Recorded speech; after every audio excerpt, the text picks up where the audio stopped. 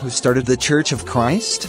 Often we hear people maintain that the Church of Christ had its beginning with the Campbells. Thomas and his son, Alexander, who came to the United States in the early 1800s. However, documentary research of Dr. Robinson, principal of Overdale College in Birmingham, England, shows the following. In the Furness district of Lancashire, in northwest England, there existed in 1669, during the reign of Charles II, a group of 8 churches of Christ. Most of them are not now in existence.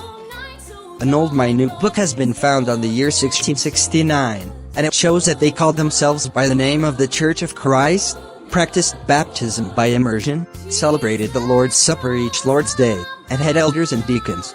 There was also a Church of Christ in Dungannon, Ireland in 1804 and in Allington, Lincolnshire.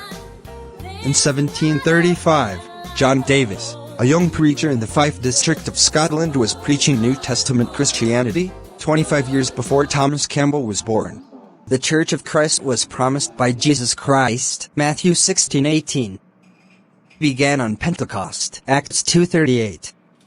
And has existed since that day, Daniel 2:44.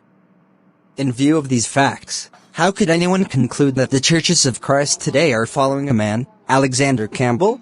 Some, because of prejudice, accuse members of the Lord's Church today of being Campbellites. This really is very sad, because there is not a doctrine or practice engaged in by the Lord's Church that originated with Alexander Campbell, nor any other man anywhere in this world that people follow the teaching of Christ found in the New Testament. They are a congregation of the New Testament Church.